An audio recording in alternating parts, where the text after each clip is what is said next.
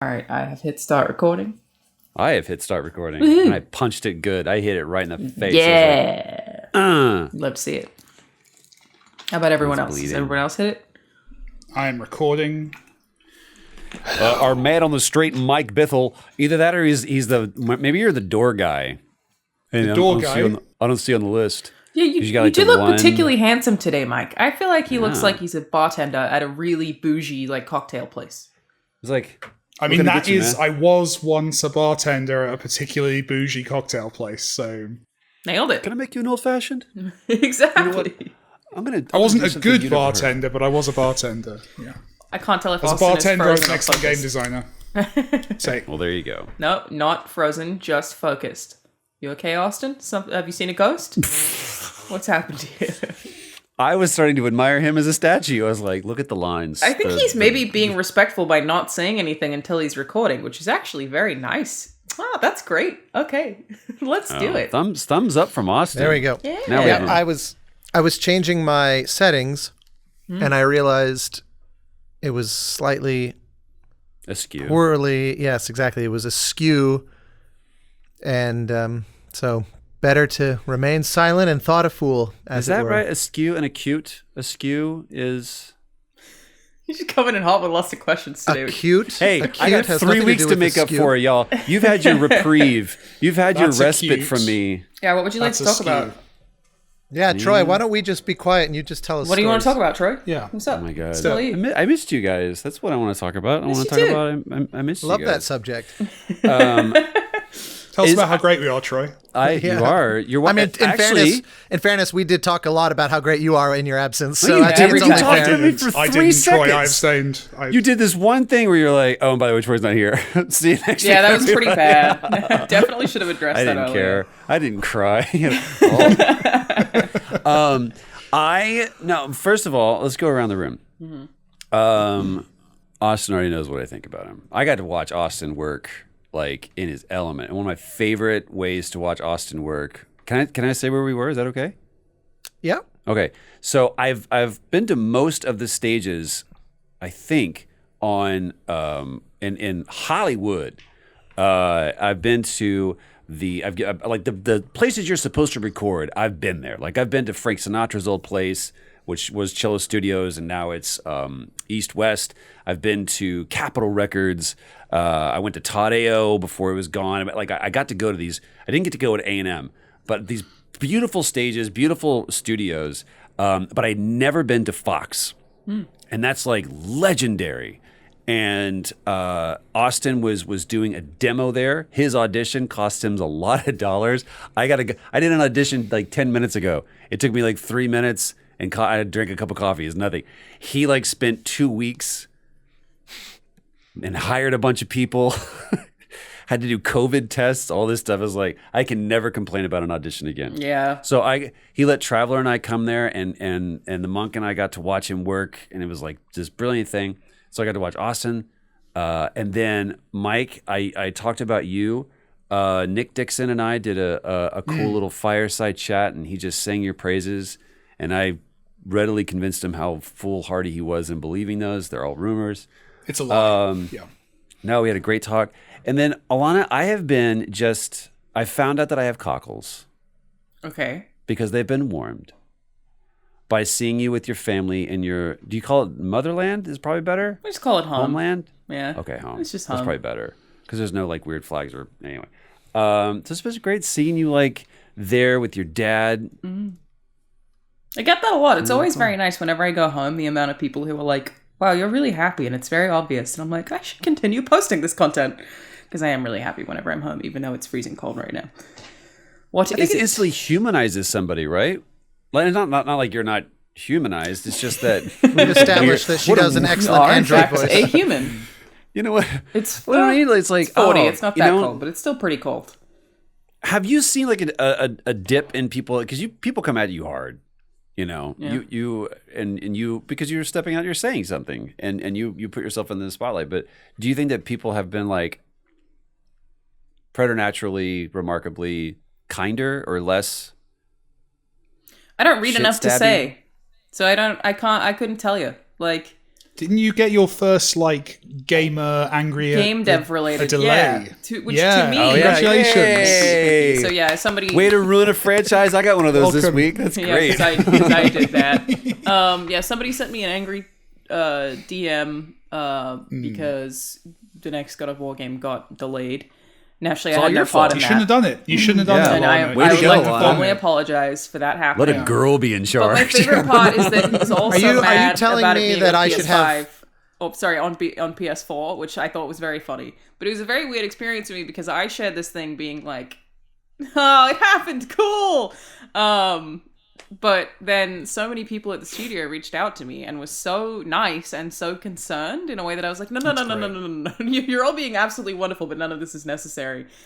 It was like something I couldn't someone find tried. a shit to give about this. No, and I keep having to be like, it's looked. completely fine. I keep having to be like, you guys are being absolutely lovely, but this doesn't matter to me whatsoever. And the upside is that...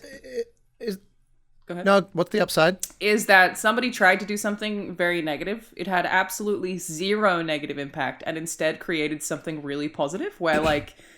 You know, I met with the studio we should do head more about of it, that. and it was like, you didn't even realize what positivity you Well caused done me to this Austin week. for sending it. Well Thanks, done, Austin. Austin. Well, that's what It was it, worth that's setting what I up was. the account for, right? Yeah. That's what I was gonna say. Is the You're subtext? Is the subtext that I should not send you DMs like that when I'm frustrated about pushing release dates? Mission Because accomplished. delayed. it's a way I vent. Look, guess. I feel like everyone has their own sort of self-care strategies. Mine is sending you really, really vile, angry things under anonymous I accounts. think that maybe applies to a number of men. I don't think you're alone there. Have you considered therapy?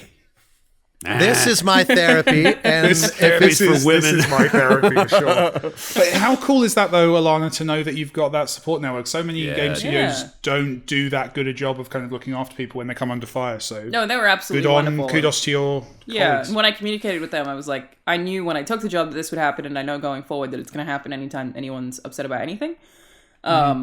Like, I was fully aware of that, and they were like, okay, we'll make sure we loop you in on future announcements so you know if you want to take time off social media that you could do that. Like, they were so nice in a way that I was like, wow, you really care about people. Like, you are very Sony tight. and Naughty Dog, especially, really like they rallied around us and formed a human shield. And I was like, dude, I'm good. I've spent enough time, and like people coming after Laura, that's a different thing. And I even like Laura's stronger than all of us, but I still that's I saw like my those little- arms. Yeah, dude, she's tough. She gave birth. What have I ever done? Yeah, it's true. I didn't particularly, like stuff that people were saying about her and stuff. And I definitely came to her age. She's like, I got this. I'm good. But it was very comforting. I've never been in a situation like that before, where the studio and the publisher really were like, hey, we got you.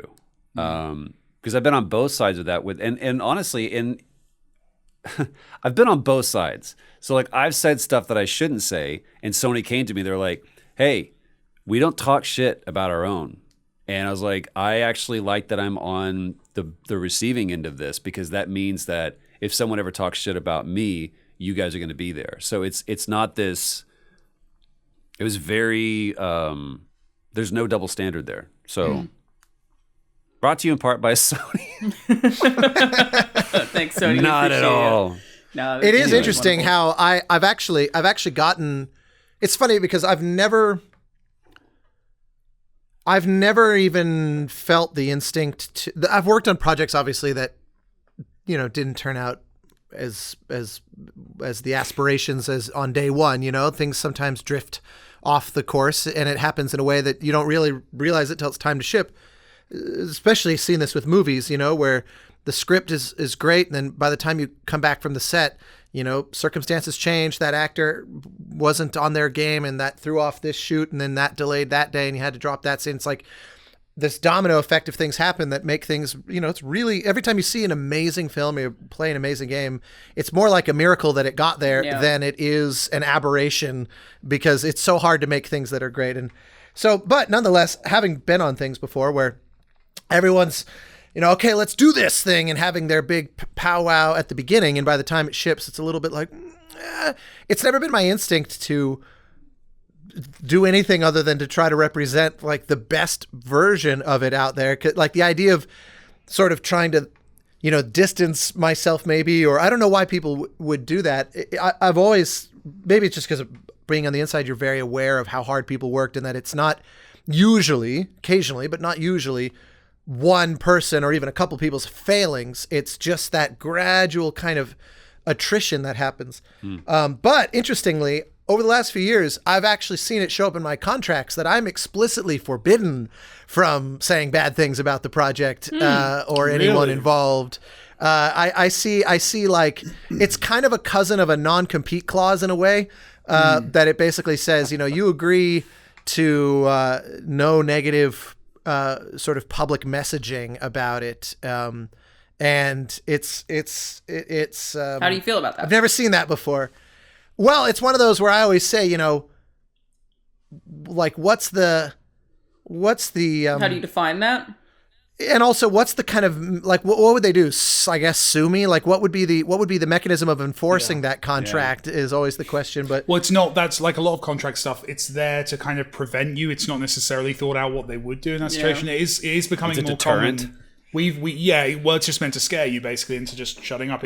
I've definitely seen it in contracts, like you say. Kind of, it's also come up as something like the I've been asked if we want to do, or when we're working with people.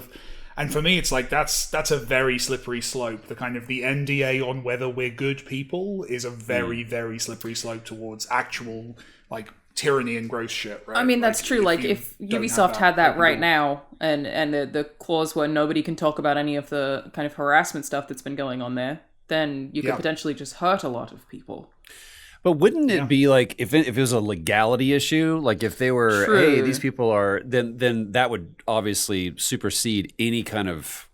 You can't have a contractual obligation that supersedes goes against the law. Yeah, I think you're probably right. No, but you can convince the layman that it does. And also you're right. And as well, in a lot of cases, especially with, Harvey Weinstein was well known for constantly throwing NDAs at everyone. Like, and I'm definitely not going to say anything that would get me in trouble legally. But he was known to do that, and he was known to do other things. Why do you have things you know about Harvey Weinstein? No, I don't know anything. It sounded like he had an NDA on you. I was like, what happened, Mike? Yeah. Oh no! I've never signed an NDA with Harvey Weinstein. No. But like my point is, like, it's not so much like, yes, of course, like the legal system would override that, but at the same time, like, if you're scared, if you're someone who's intimidated by that, you don't know what's going on, and also in a lot of cases with these sexual discrimination or harassment or worse situations. You don't necessarily know if you have a full legal case at the point where you would want reasonably to make an accusation or to protect people from that person, right? You don't know you have an ironclad case.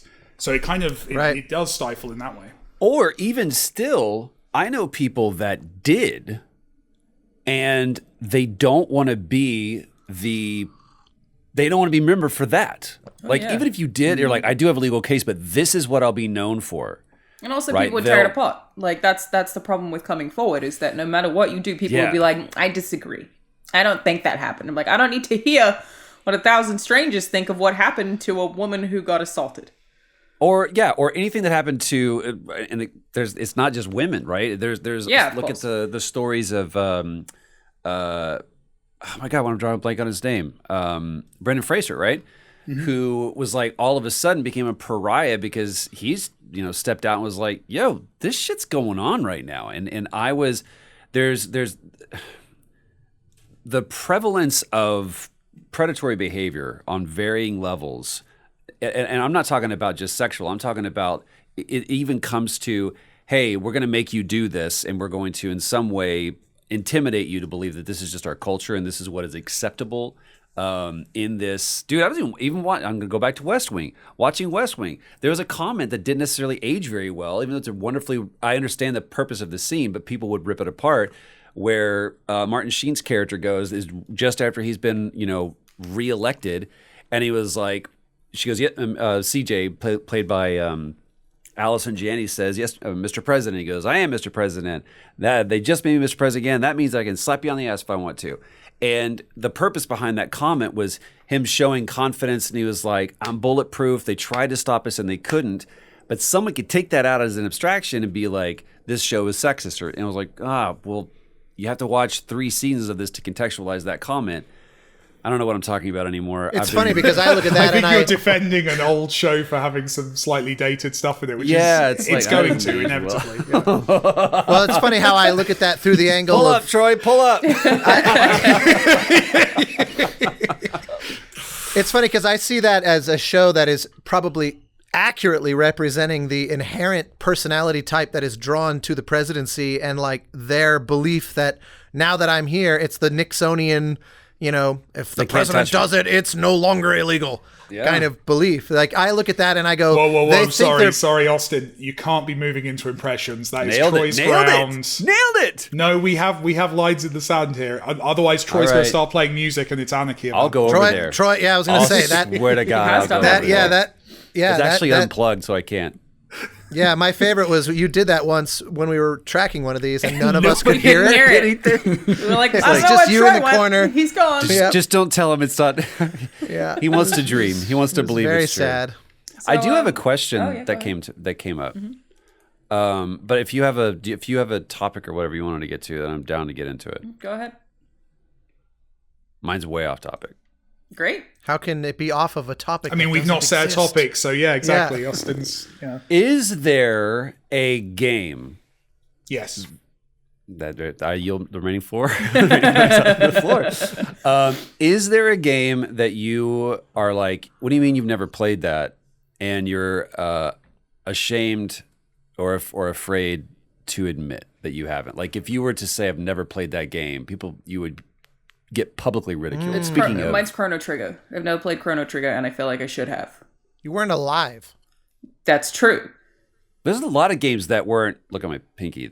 There's a lot of games that were. You retroactively played games that were a thing before you were a thing. Yeah, that's why that one stands out as a game that I should have played. And I think you could get it on DS, couldn't you? Didn't they re-release it, or am I just thinking of Chrono Cross? Yeah, it'll be on.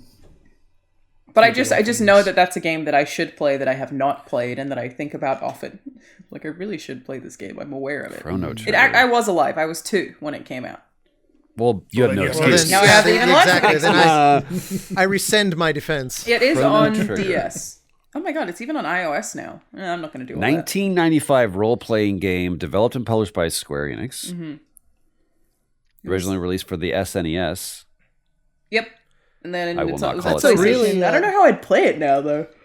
It does say iOS, but I'm like, ugh. Maybe it's just on PC. Dude, there's a new game called Stick Game. What is it? Stick Fighter? Have you heard about this? No. That's the one with the little stick men and they... Stick Fight. Great physics game. Isn't that like a really old game? Isn't that something that was like an old Flash? Is it like new Nidhogg? I don't know. It's made by Landfall. What is it? What are the people? Oh my god. Does anyone else have an answer to the question? I'm sitting here kind of ignoring your rabble right now while I try to think of my answer. Yeah. Rabble is my brand. Yeah. Rabble. Very good, very good. I don't know. The first one that came to mind. Journey. I've never played it. Yep. Thomas was alone. I won't. Yeah, wouldn't that be the funniest revelation in this moment? By the way, I love talking about how much I love that game, but I just really want to look cool. The first one that came to mind, but I feel like there's a lot of people that would say the same, and so it wouldn't be as sort of pariah inducing, is I've never played any Elder Scrolls game. I've always had an aversion to games of that scope, where I just think I'm never going to escape. Like, I remember Jack Attridge saying that he finished Red Dead 2 at like 180 hours of gameplay, and he goes, I feel like I have Stockholm Syndrome. I love this thing that has held me captive. And Time Vampire. It doesn't have to be that long. Sidebar, did you know that Stockholm Syndrome has been completely discounted by the psychology community? It's not real. It was meaning an what? excuse. It was I mean, there's a lot of history there, but it essentially boils down to a really mismanaged hostage situation. Like the devil made me do it. It's just kind of like one of those convenient excuses. Well, it's specifically, it's kind of an excuse for bad policing, because it was essentially a hostage situation that was mismanaged, and to the extent that the hostage takers were kind of respected and helped out by the people they'd taken hostage, or at least kind of the hostages kind of sided with them on some arguments. I don't think it was a friendship or anything, but like it was a more kind of collaborative kind of solution to the problem. Free healthcare is good. Like Dog Day Afternoon, they kind of start going for the bank robbers. It's basically a justification for why that situation turned out the way it did. Wow. Which it's really interesting. But history. How do we? I've never researched this, but just intuitively, doesn't it seem plausible? There are so many instances of people sort of tormenting their captors in sort of warping them to such a degree of dependency and sort of a veneer of loyalty out of total fear. Isn't that essentially what that's describing? I think, no, specifically Stockholm Syndrome was the concept that you actually fall in love with that which damages you, which there isn't is it an much erotic evidence love, of that. or any kind of love, like an actual kind of like a some kind of empathy of an so like affection. V for An Vendetta affection, is essentially a movie about Stockholm Syndrome. Right, but graphic the novel. point I'm making is that that's not really something that happens in the real world. It's just Natalie Portman shaved her head. She shaved her head. How do we get to Stockholm Syndrome?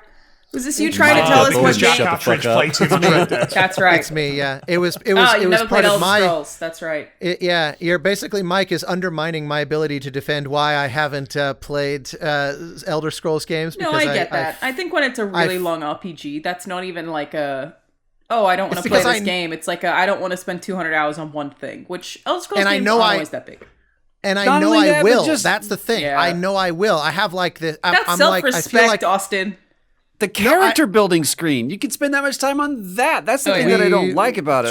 Tripod and I did an entire 6-minute epic song entirely about the character creation screen in Skyrim. That it's never about the gameplay. It's entirely about spend a lot of time the in lore of the characters. Yeah. And that's to me.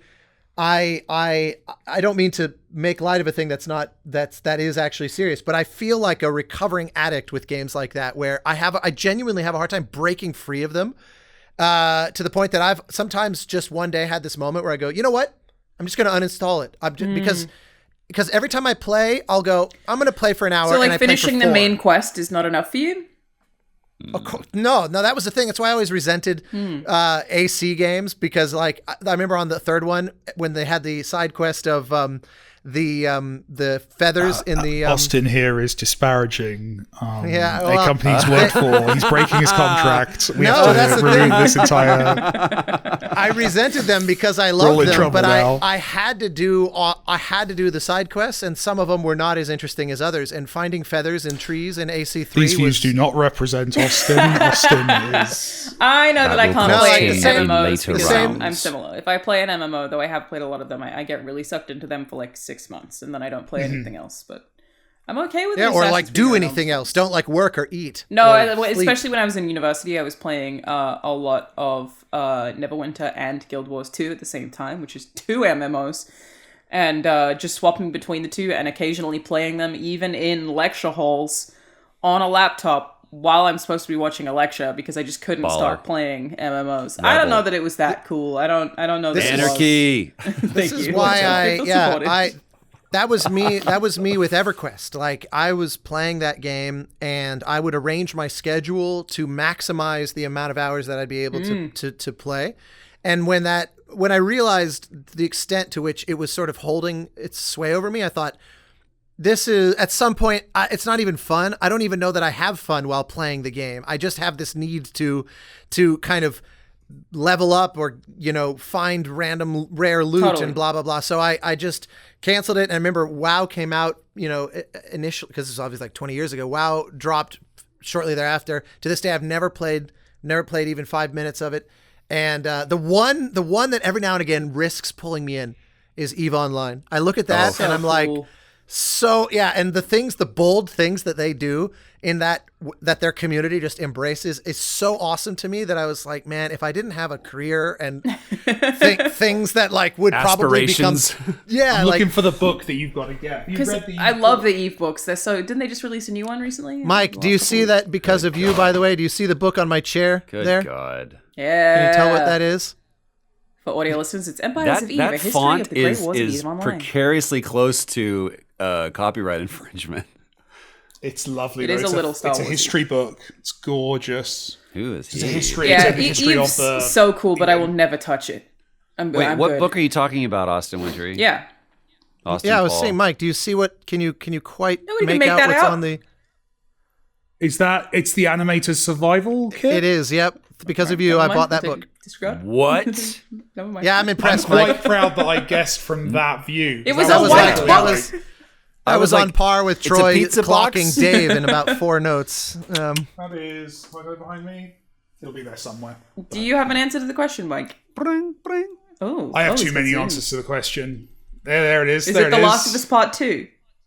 Yeah, exactly. I've played Last of Us Part 2. I have just simply not not played finished it. all of Last of Us Part 2. So we will continue Wait, to shame wait, you wait. for this. You said you hadn't played it at all, I thought. No, he stopped No, around. Oh, well. Nice stop. Oh, go on. No, Go I on. was worried I'd spoil it because I think I know where you stopped, but then I was worried if I said something too far ahead. Then I stopped at. don't think Mike let's, cares let's about say spoilers just at this point. after a very natural changing of the guard. I'll put it that way. Yeah. Thank you. I moved you know, on. we've all way of played it. putting You it. don't actually really need to worry about us. well, we have might people who not. listen to this podcast. I know there are only Did like you get 5 to the of them. house? Did you get to the house? Afterwards? Did you meet Ellie? I got past the house with an excellent scene with you, Troy. You mean a different house or a different I moment? assume that's the house he means. There's this- Excellent scene, huh? Yeah, there's just I felt I walking around. saw That's what you really most of think. your performance. I'll put it that way. Oh I no, feel that's that. not the house he's referring to. Then No, you have not. yeah, Oh, okay. Yeah, okay. Ready, I will boy. say that might was- be what that gets was- me back to it. Is just to continue my experience. it's a very No, good I've not played performance. anything. Like that's the thing. That as a game designer as well, people expect you to have played absolutely everything, and I've not played. There are massive gaps. I've never played Dark Souls. That's the one that like, as a game designer, I really should. Like I had a Yeah. boss buy me Dark Souls. I've got Dark Souls on my shelf. I've just never got it out the cellophane. Like I need to play that. At some I think point. I only played Dark Souls 2. I never played Dark Souls. Well, I might get the I might get it on the PS5. I mean, you should play Demon Souls. It's fantastic. I had a Demon great Souls, time with it. apologies, yeah. Yeah, I've not. Yeah, for me, it was. I came in at I played Sekiro or Sekiro. I also or love Sekiro. however that's pronounced. I talked to Sekiro because of Alanah Pearce. Do you know her? That's me. I've seen her work. I was The one responsible sure for it would ruining be God Game of the War. Year. That's me. I did delay that game and also put it on PlayStation 4. Responsible for all of that personally. I don't know why they invite me to the meetings, but I make all the decisions. You know, I have to say, in fairness, Okay. Oh no. because maybe I don't understand the tech, and I think it comes from not understanding the tech. But I do. Well, I think it's ridiculous to get upset and throw, kick and scream about any game industry related news short of like criminal activity.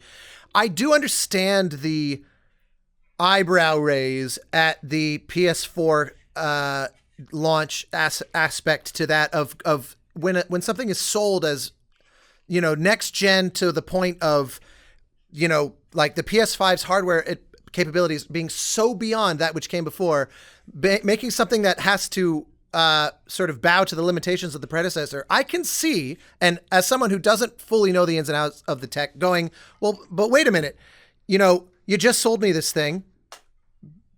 What am I missing? I don't think that is an outrageous thing for people to have. Is that what people are annoyed about? That it's cross-platform. Well, the idea is that everybody's fighting like crazy to get a PS5, and then it Right. becomes less crucial when a game that, you know, is theoretically why you're trying to get one does. I get the argument. Now, again, I'm not defending the outrage. No, it's interesting. I didn't know that was what the outrage was, because like that was how it was with Miles Morales. It That's was how the outrage. Well, but that came out like right on the line of. It's always an expectation that. So you think there's like a natural cutting off, they are saying there should be a natural cutting off point where everything is PS5. Alana, what's your view? I'm joking. Well, I'm joking. This is where I'm trying to essentially steelman that position and say what is the charitable read on that? Again, not excusing stupid outrage, but just the idea that, well, you know, at what point is it better to, or not better, but what point is it safe to just say it's PS5 from here forward? Where does that line fall? Dude, they just stopped doing stuff for PS3. You know what I mean? Like, I think the issue is the Sony. cross-platform aspect. So you're I think, saying it's like- Sony third parties were doing support, but it is. I don't think there's don't a think- problem with it. Like, why? I'm sorry, I'm interrupting your question. Go ahead. Mike? I don't think anyone was asking. What was it? Oh. Well, I think I'm gonna. I don't see the problem personally. I think especially. I think arguably this generation shift more than any previous is.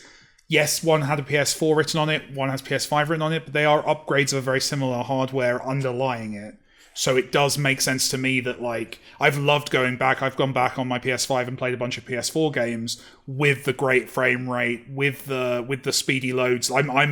I'm seeing it as an upgrade rather than necessarily a new generation so far. But then you see something like Ratchet and Clank, and you're like, oh no, that's the new generation. That's the that's kind of where I think that's where it's coming from. Is people saying, given what's possible, does that mean that this game is not achieving all that's possible? Does that mean that the game is? I mean, not to get too boring about it, but like.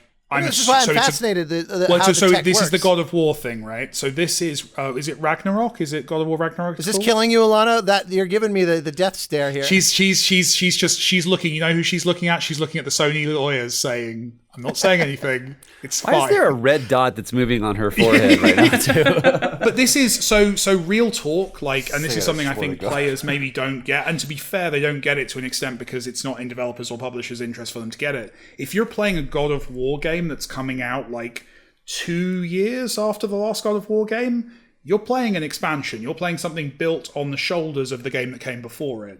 So therefore, you are playing essentially like an add-on pack of very great, and to be clear, these are super polished. The Miles Morales one's excellent, but these are extensions of the previous game rather than like completely new from scratch iterations in franchise. Certainly, yeah. So I think it probably falls in. I think where I'm really fascinated to see it is the Horizon Zero Dawn is also PS4, right? I think. Yeah. There's rumors of that being the case. If that turns out to be the case, that's the one that I think the technically nerdy game devs are really interested to see, because that's a game that theoretically has been built specifically for PS5 being downgraded back to PS4. Yeah, and seeing how that goes will be really interesting. Like, that's the one that I'm kind of more intrigued by. It does occur to me that in that same vein, it could be that possibly some of the ire that inspired is sort of an aftertaste of the disparity between PS4 and PS5 performance on Cyberpunk, which was pretty massive, actually. Like, I tried playing Cyberpunk on my PS4. I didn't have a PS5 yet, and it felt.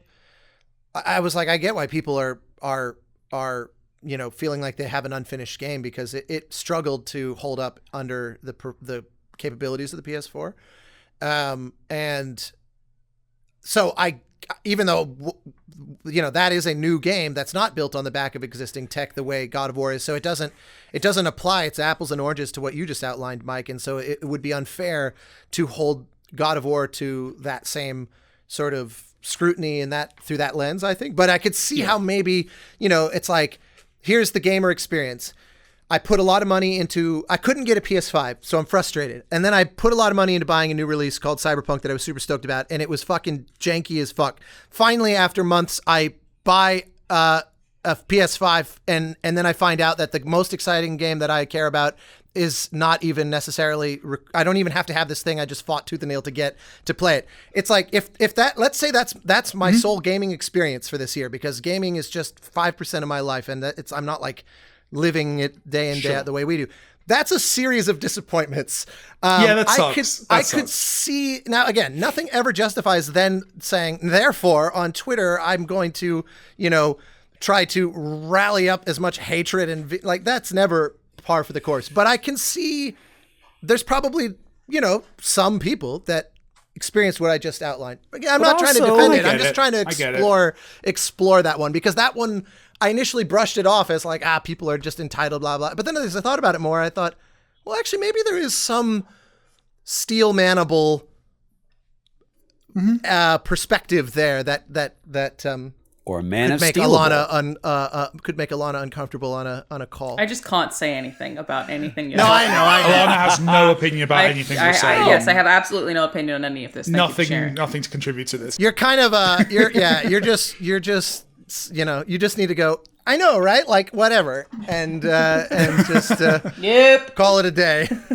I also think just give it a second. Like, I can understand the frustration of getting to something pretty and shiny and new, but this is the same way it's always been.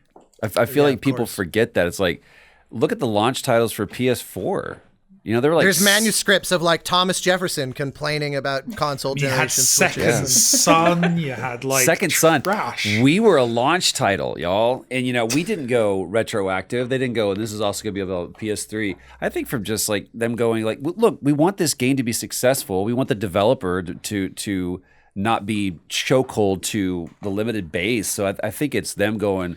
If we just said you're already a whether you're first party or not, you're already going to be a PlayStation exclusive. To then go, oh, and by the way, your install base is inherently going to be lower because we're only going to make you PS5. I could see, especially given the challenges around the PS5 release specifically, I could see them saying, for the sake of inclusivity, like for example, I have no idea if this is even close to reality, but it could be interesting if that wasn't the plan originally to have it available on PS4, and then realizing, you know, it wouldn't take that much to open that. You know, seems like that would be hard to do to dev for both 4 and 5. That wouldn't have been a late stage decision. That would have been. I mean, if you're making an expansion essentially to like a PS4 game, you're not going to just turn your back, because that's the other way to look at it, right? Is like if you're someone who's not got a PS5 yet and you love God of War and you want to play more of it, then you know you want to play on there. I get it. It's interesting seeing a first party deal. I think that's what's different. I just realized also we're talking about the what's it called again? I'm blanking. The Stockholm Syndrome. No, yes. What it's like Valhalla or Ragnarok. Ragnarok. Yeah. Like I just realized we're talking about that, which is more like Miles Morales. I realized I was thinking in terms of like the next full scoped game. Oh, which God of War 2 was doing this, and that's why I think Horizon Zero Dawn is going to be a really interesting conversation, because that is a. Or sorry, realizing it's not called Zero Dawn, the new one, is it? But yeah. I had mixed those in my head because it felt more substantive that a full-fledged, huge-scale sequel doing this was what was raising that. But yes, of course, it actually is a lot harder to Steelman realizing that it's the Miles Morales equivalent. Understood. But it's interesting, and it's also something, given the budgets of AAA, and especially the massive budgets of Sony first party, which obviously they spend a lot of money hitting the polish levels they do. These kind of interim titles do make a lot of financial sense. This idea of like making essentially the expansion that is itself like big enough to justify a boxed release. You see that from all of the in-house in-house studios at Sony. It does make sense, and it gives them a nice regular release cadence, because you can be shipping Miles Morales, but then you can be right there with Ratchet and Clank from the same studio a year or two later, so you don't have to wait 6-7 years between games. How about that, Insomniac? You know, what a great studio. You know, making great games. What a good time. Did you answer Troy's question, Alanah? Other than Chrono Trigger, is there like Trigger. I play all video games, Austin. Also, it's gonna seem like a joke to everyone watching because of the context, but I did tell you guys I have to go right now. But I'm gonna leave the show running. I don't remember you saying that. I think that's an act. Bye. Jim Ryan's knocking on the door. Yeah, they're right here. I'm being arrested. And there it is. There it is. All right, now she's gone. We got the keys to the really caddy. Talk now. That's it. What is your answer to this one, Troy? Me? Oh, dude. So as Dark Souls is a good answer for my like that, because I agreed. Like Dark Souls, the design influence, the fact that Souls-like is a played term all that the refers games that it's influenced. I've just not played the daddy. If you launch a genre, right? Yeah, you should be played by every game designer. I'm 100% with you. Yeah, that makes sense. For sure. I was thinking about this, and it's Austin and I often talk about this, where our conversations happen in some form, or in the midst of some form of pedestrian domestic activity. Like I'm cooking dinner, I'm doing dishes or whatever. And I was very often doing dishes. Yeah, very often. I have listened to Troy's dishwashing technique like 4,000 times. So if Pam ever says you never do the dishes, I was like, I'm just going to hold up the phone to Austin and be like, he does the dishes all the time. I'm on the phone with him, and then I hang up. I like that Austin's a good enough friend that he would have your back in this imaginary argument that you're having. Actually, he would probably have Pam's back. He was like, "You should probably leave him." It would definitely be one of those like Tyrion Lannister moments of trying to size up where the power is and go, yeah. Who's going to win this? Who's going to yeah, win? I'm pretty sure I just want to come out with the victor party here. I don't really care which side it is. Yeah, I like we're not really affiliated, or I don't agree with him, Yeah. but I had a worse Dennis Leary joke that I'm not even going to go down. Okay, I was thinking about this, and this is what drew me to it. Is like growing up, I've said a lot of times that we didn't have a lot of money, and so there's a lot of games that I was only able to play because I was over at a friend's house, or I could get one because it was my birthday, and so my exposure to games was big. And I've been playing games for a long time, like where before it was like PC, where it was like literally putting in 5.5-inch floppy or whatever, like Matthew Broderick in War Games. That was even bigger. That wasn't even 5.5. That was like 8-inch, whatever it was. Floppies that were actually floppy. Yeah, well, yeah, my 5.5s were floppy, and the hard disk was like, well, this is a new material. But I started thinking about this. There's this huge gap, whether it be like, especially like Nintendo 64. Or even like GameCube games or whatever, where I was at this weird point where I wasn't a teenager anymore, but I wasn't making enough money to be able to do this, and so I was still missing out. And it wasn't until I got my own job and I was making my own money that I was able to do the things and buy the things that I wanted to buy. So Ocarina of Time, never played it. And that's like one where people go, that's like the Godfather of it's not Citizen Kane, but it's like you have to play that game to be able to understand. It's like, I mean, I'll show some solidarity. I've not played it either. There you go. Really? I've got your back. Really? Yeah. Okay. I've not played anything like that's what I'm saying. It's the funny thing with me, the closest to that I have is that it is expected amongst composers that you absolutely worship the lineage of Zelda music. And the majority of it, I've always felt like, is fine. That one had the theme is fine. I always thought, Koji Kondo's real contribution is the Mario theme, which I think is genuinely a baffling achievement because you have. Can you play it for us, Austin? What I love is that the Mario theme is literally just the like, just the chord, dun dun dun dun dun dun. The fact that it's a 9 chord or like. Just the one that alone is to me so telling that that the lone gesture of that you can clock it. To me, that's always it's like. How many notes did you say it was of a chord? How many fingers are you putting down? I said it's a 9th chord, which isn't about the number. That's about about how many notes. Similarly, can you spot this one off of just one chord? Go, Mike. I'm out. I'm technically playing it. Not quite the right register. Well, that's why. Yeah, I could. No, sorry. If I keep going. It's Hitchcock. Yeah. Hitchcock, The Birds, right? What? Famously, The Birds has no score in that film. Oh, there's no music anywhere in there. It's Psycho then. Psycho. Sorry. Yeah. But what I love is that it's literally just starts with the strings doing that single chord, and you can identify it. It's the prologue. I was putting it into games. I was like, which Mario track is that? Yeah. I was like, that's some cool shit, though. It's Metroid, yeah.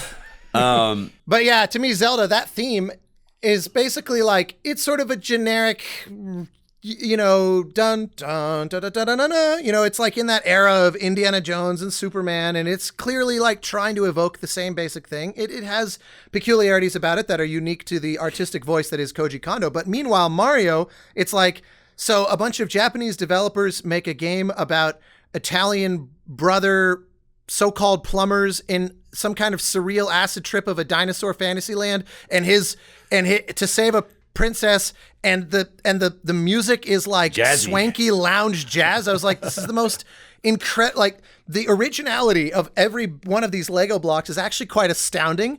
So, and it's the technical achievement, right? So do something that iconic with the tech at the time in terms of playing music back. It's amazing. Yeah, they had three voices. It was not only that, melody, bass, and then a noise generator for drums, essentially. But also just the sheer fact that was a big left turn for that franchise, right?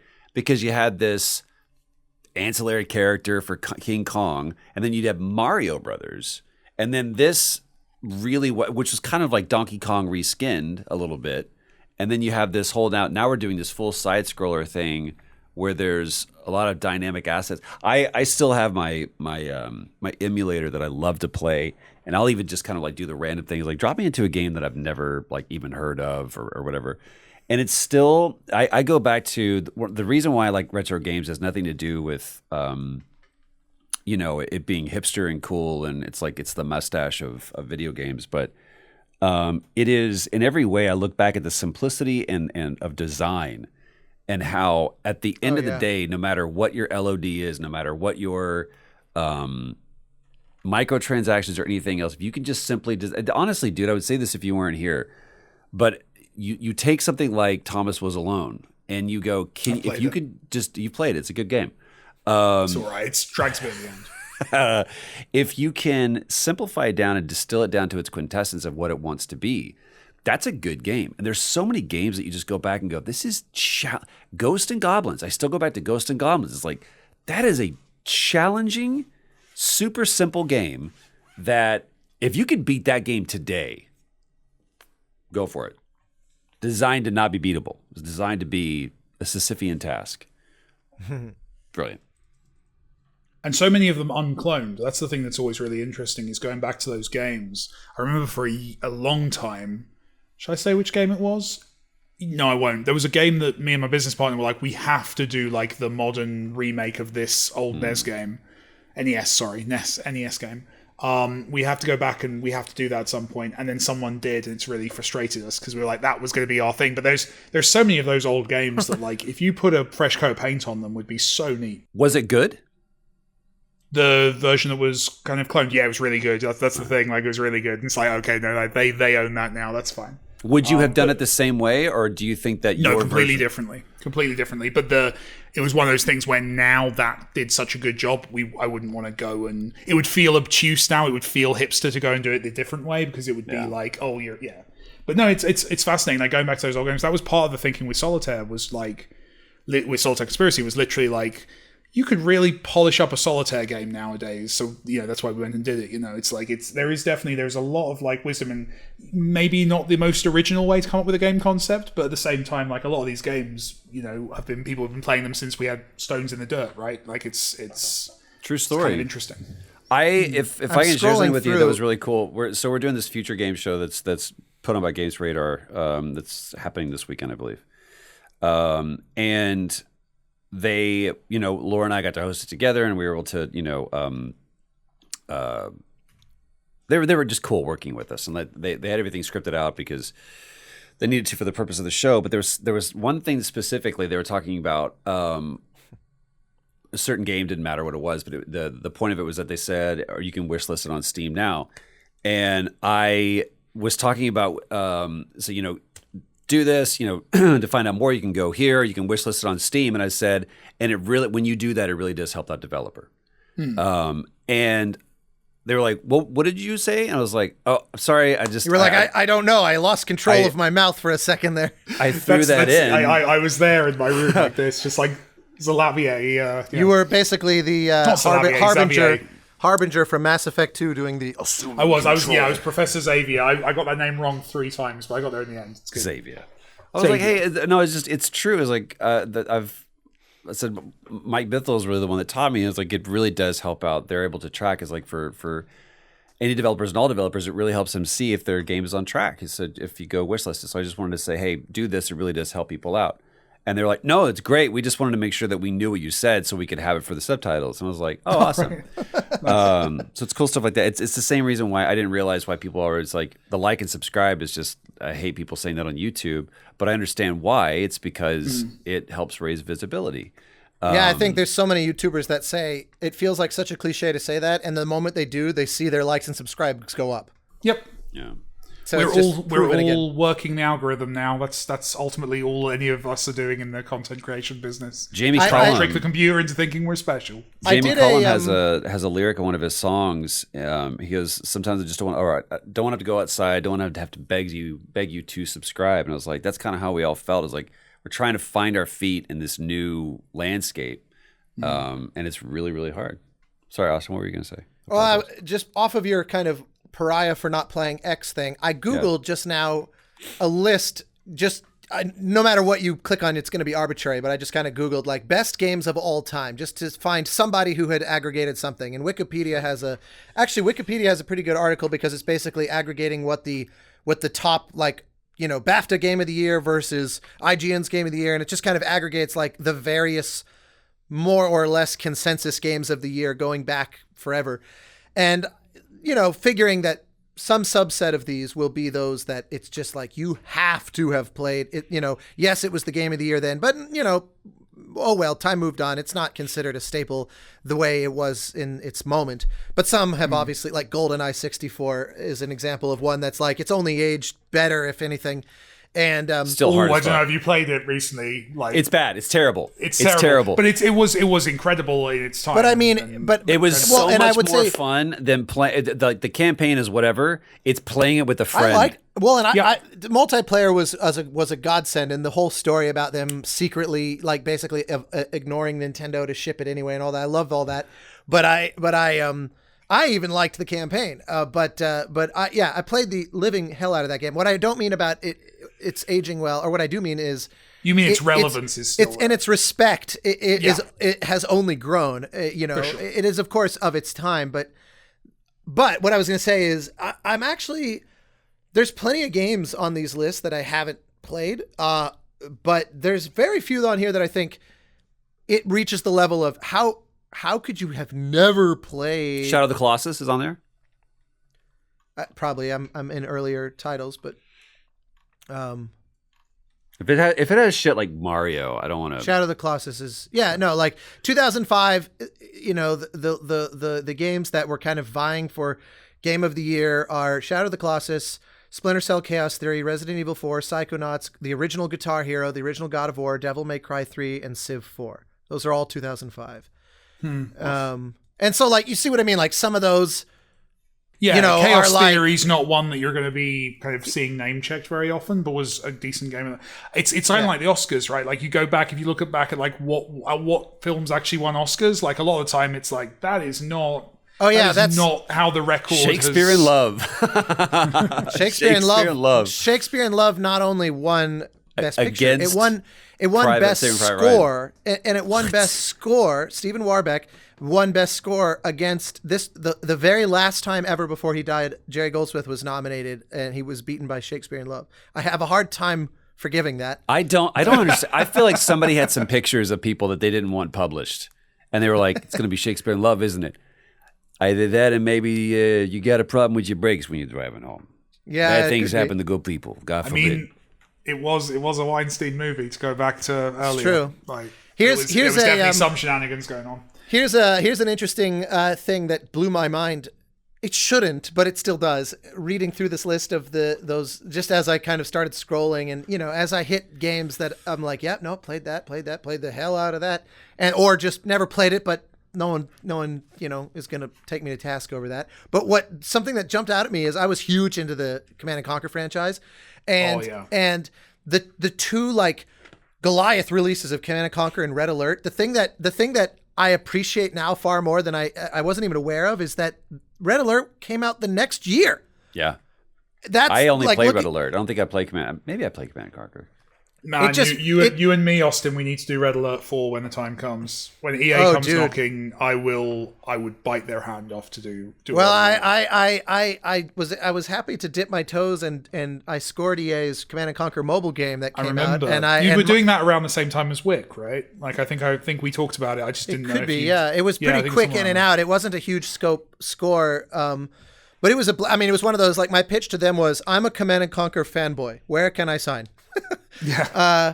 And like those games, but yeah, Red Alert in particular. The thing that I loved was when the map editor, when I got a hold on a map editor, and I would make the most stupid maps to play with my friends, like, you know, giant seas of resources, and then a wall that had like a single tank's width gap in the middle to just create the most stupid bottlenecks and just frustrating stalemates God, I loved that. I'd love them to bring back. I'd love them to do it in that old school way. I don't want them to modernize it. I want that very traditional Command and Conquer vibe.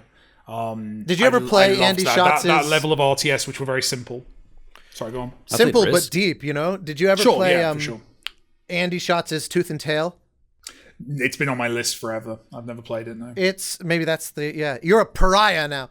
That game was definitely a love letter to the Command and Conquer era visually. Like it's a 90s style pixel art, dressed up and beautiful, you know, but the thing that was so fun about it was his design premise was, can I make a couch multiplayer RTS? And like an RTS that is natively mapped to a controller and isn't awkwardly stumbling the way StarCraft and Command and Conquer really just should never be off of a PC. But also works well as a split screen. And you know, hell, if he didn't do it, I think that game's multiplayer is so goddamn fun. And yeah, I miss that era of RTS. We're going to rock up. We're going to pitch Troy as the general that you're working for. Opposite Michael Ironside. Michael Ironside. You know what to do. So save money on Ironside. Just have Troy do the voice. Can we get Troy in a bald cap? Michael Ironside's great. I got to work with him once on, I think it was Red Faction that we got to work with each other on. And he was like, just Michael Ironside. I got to beat a bounce. I gotta get the hell out of here. You see this? It's like slowly devolving. It actually doesn't look like it at all. No. The mess is all over here. Moving to an undisclosed location. Oh, you moving as well? I'm about to move. Are you? Tis the season. Yeah, we're all getting sick of our houses, I guess. Yeah. Moving out to the country. Gonna eat a lot of peaches. What's your move? You in the same area, or are you moving further away? Oh, I'm staying in like the same area. I'm just getting a house. Finally becoming a homeowner at 35. It's gonna be exciting. Hey man, I'll come see yours. You come see mine. You can always come stay with me. I'm glad we got to talk. I've missed you guys. Yeah, thanks for being a guest on our podcast. Yeah, thank you so very much. Austin, come on now.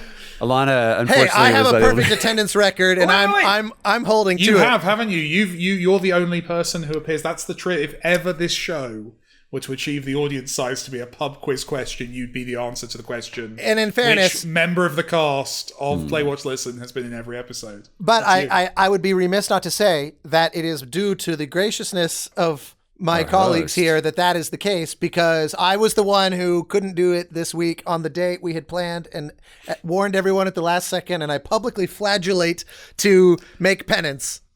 You can't do that on television. But I am going to say, hi, everybody. Welcome to Play, Watch, Listen. That was Alanah Pearce. I have no idea if I'm doing this right. I'm Troy Baker. You are. That's Austin Wintry, and that's Mike Bithell. Whatever we do, Alanah does this. We don't do this. She's probably here the whole time, just seeing how we behave. It's like an experiment. She's seeing what we're saying about shaking Sony, her head. just to write reports to the lawyer. Alanah writes, Austin composes, Mike designs, and I act. I don't. That's stupid. All right, whatever. That's our out. That's all right. We'll see you next week. Bye.